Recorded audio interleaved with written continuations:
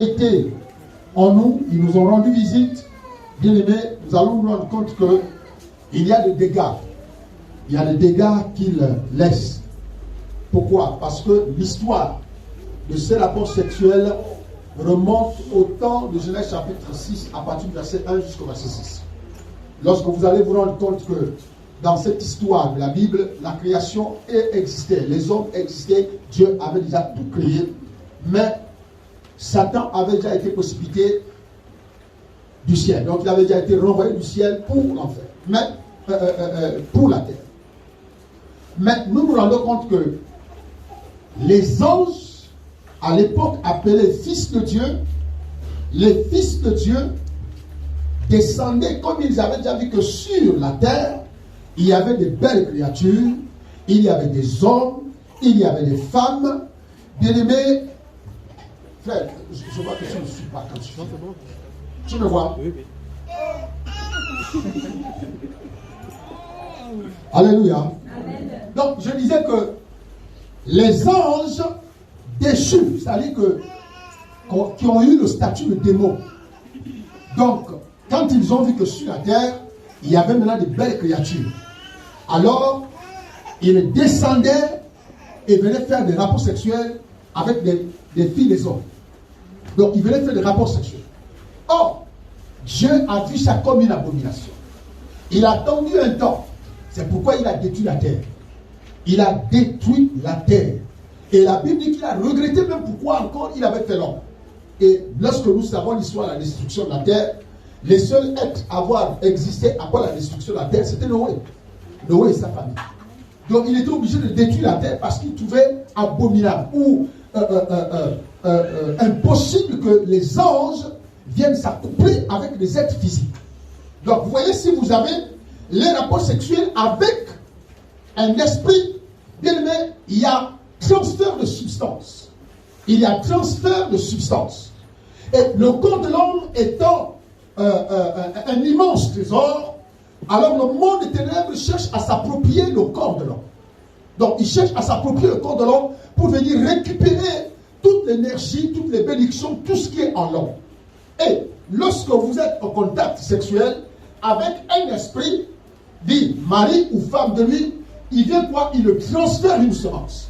Et il récupère ce qui est en toi. Il te donne ce qu'il a et il récupère ce qui est en toi. Et généralement, les semences que nous recevons du monde des ténèbres ne sont pas des semences positives, ce sont des semences négatives. Des semences qui peuvent nous détruire, des semences qui peuvent avoir des conséquences sur notre vie demain. Mais souvent, on ne les voit pas. Nous sommes les premiers à pointer du doigt nos parents, à pointer du doigt nos familles, qui parfois ne se retrouvent en rien du tout dans la situation qui nous embête. Et nous les pointons du doigt. Et quand nous les pointons du doigt, le diable est dans la joie parce qu'il aime quand les gens sont dans l'ignorance. Lorsqu'on est dans l'ignorance, le diable amplifie, donc le diable renforce son pouvoir. Mais si on est éclairé, il y a des révélations, on est instruit dans une situation, dans un domaine précis, alors ça ne plaît pas au diable. Ça ne plaît pas au diable. Or, le diable aime quand tu continues d'accuser une personne, alors que ce n'est même pas cette personne-là qui est à l'origine des problèmes. Et je l'ai dit que je n'exclus pas que les sorciers soient à l'origine parfois de certains maux et des difficultés que les gens traversent. Donc, je n'exclus pas cela. Parce que le monde des ténèbres est très méchant. Est-ce qu'on peut dire amen? Amen. Donc, il y a deux caractéristiques dont vous devez comprendre. Deux facteurs importants de la manifestation de ces esprits. C'est-à-dire, la Bible dit, de temps en temps, dans Genèse chapitre 6, du verset 1 à 6, de temps en temps, les fils de Dieu descendaient sur la terre. Ça veut dire que les maris de lui ont deux statuts. Le premier statut, c'est ils viennent vous visiter et vous ne pouvez pas y posséder. Deux. Vous me comprenez? Ça veut dire qu'ils viennent vous visiter, mais ils ne vous possèdent pas. Ça, c'est le premier statut. Ça veut dire qu'ils ont le statut de visiteur. Vous voyez, quand vous avez des prostituées, vous voyez le balai qui s'est fait. Aujourd'hui, c'est quelqu'un d'autre. Demain, c'est quelqu'un d'autre. Après, demain, c'est quelqu'un d'autre. Même nous ici, comme disait le pasteur, ceux qui ont 4, 5 amis, c'est chacun qui vient faire son tour. Ou bien, c'est toi qui pars faire le tour. Aujourd'hui, tu pars dormir chez Marc. L'autre jour, tu pars dormir chez Hitler. Après, l'autre jour, tu pars dormir chez Mao Tse-tung. Et l'autre jour, tu pars dormir chez... on l'appelle comment? Voilà. Donc tu fais les tours. Maintenant, si tu ne peux pas faire des tours, tu te fixes rendez-vous dans les hôtels. Donc, l'objectif, c'est cela. Donc, les maris de nuit, généralement, sont des visiteurs. Ils sont des visiteurs. C'est pourquoi, à certain niveau de la délivrance, on ne peut pas les chasser. Je vais vous expliquer. C'est pourquoi, à un certain niveau de la délivrance, on ne peut pas les chasser. Parce qu'on chasse celui qui est parfois en nous. On peut chasser quelqu'un qui est en nous. Et également, on peut chasser quelqu'un qui est désirable, mais qui n'est pas en nous, mais qui est juste à côté de nous. Est-ce que vous me comprenez? Amen. Alléluia. Amen. Maintenant, lorsqu'il a le statut de locataire, ça veut dire que quand il habite dedans, lorsqu'il habite dans le corps d'humain, ça veut dire que quand la personne est possédée et habitée de cet esprit-là, là c'est notre niveau. Ça veut dire que la personne, dans son caractère, la personne change. Parce que ce que tu as déjà de négatif en toi, donc ce démon-là va amplifier ça. C'est-à-dire que si tu sortais avec un homme ou avec une femme, il va permettre à ce que tu ailles maintenant avec 3, 4, 5, 6, 7, 8, 9. Donc il vient amplifier ça.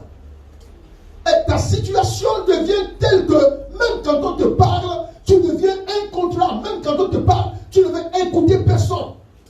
Là, tu es habité, cet esprit-là a pris le contrôle de ton corps. Et quand il prend le contrôle de ton corps, bien, il y a des gens qui peuvent avoir plusieurs esprits. En fonction de la vie du passé, en fonction de notre passé. C'est-à-dire, si vous voulez, je vais vous donner une image très claire. C'est-à-dire, l'image de votre relation sexuelle sur terre, au moment présent où je parle, elle peut être un peu l'image des esprits qui peuvent, des esprits et des sons qui peuvent être. Quelqu'un vous me comprenez? Amen. C'est-à-dire, si dans mon passé, j'ai eu 18 ans, imaginez que parce que chaque relation sexuelle que tu as eue, tu as reçu une semence. Vous me comprenez? Dans chaque relation, tu as reçu une semence. Tu as, permettez l'expression, tu as couché avec des maçons, tu as couché avec des sorciers, tu as couché avec le monde, avec des menteurs, avec des personnes qui sont maudites. Donc chaque personne, tu as reçu une semence. C'est pourquoi je vous ai dit au départ que les relations sexuelles entre un humain et un être spirituel, il y a transfert de substance. Donc, chaque fois que tu es en contact avec une femme, avec un homme, tu reçois une substance. C'est comme ça. Tu reçois une substance. Et la substance que tu reçois, généralement, vous voyez, la position humaine, la position masculine, elle est faite pour être au-dessus. Est-ce que vous comprenez? Elle est faite pour être au-dessus. Ça veut dire l'image de la domination. L'image de la domination. Donc, quand tu sors avec un homme 2, 3, 4, 5, 6, 7 fois, tu donnes, tu transfères la domination. Donc, ce que tu as, tu donnes à la femme. Et la femme reçoit ce que toi tu as. Et lui, il récupère ce que tu as. Alléluia. C'est pourquoi vous voyez, entre un homme et une femme, lorsqu'il y a premier rapport entre un homme et une femme, qui est plus honteuse? Qui est plus honteux? C'est la femme. L'homme est content. La femme est honteuse, mais l'homme est content. Parce que l'homme vient de... Voilà, il vient de te dominer. Mais toi, tu fais un peu de la honte le premier jour. La honte, c'est le premier jour. Mais après 2 jours, là, après, tu sors le venin. Si tu joues avec moi, c'est quoi? Si tu joues à machin, c'est forcé. Mais quand l'homme a déjà récupéré quelque chose en toi, tu as l'impression que tu n'as plus de valeur. C'est pourquoi les sœurs évitaient d'aller homme à homme. Attends ton homme. Pour éviter d'être ridicule. Amen. Tu regardes, tu marches là, c'est un ex. Tu pars là-bas, c'est un ex. Tu pars là, tu ne rencontres que les ex. Les ex et les ex. Amen. Alléluia. Du tout. Imagine que tu marches avec ton mari. Les gens vont vous saluer. Vous voyez? Les ex vont te saluer. Et monsieur va dire, c'est qui? Non, c'est quelqu'un comme ça du village que je connais. Parce qu'il ne peut pas dire allô, c'est un ex. 200 mètres, un autre ex. Oh, comment tu vas? J'y sais. Mon Dieu, comment tu vas? Là, c'est qui? C'est madame, hein? Amen. Vous savez, quand j'étais à Mouila, j'étais jeune, j'aimais une fille là. Et je l'aimais beaucoup. Mon argent qu'on me donnait là, j'ai passé le temps à lui donner. Elle va me rendre. Alléluia. J'ai passé le temps à donner mon argent à cette fille. Je l'aimais trop. Quand c'est 17 heures, l'heure où tout le monde passe, puisque l'on était à côté de la route, je me mets depuis ma chambre,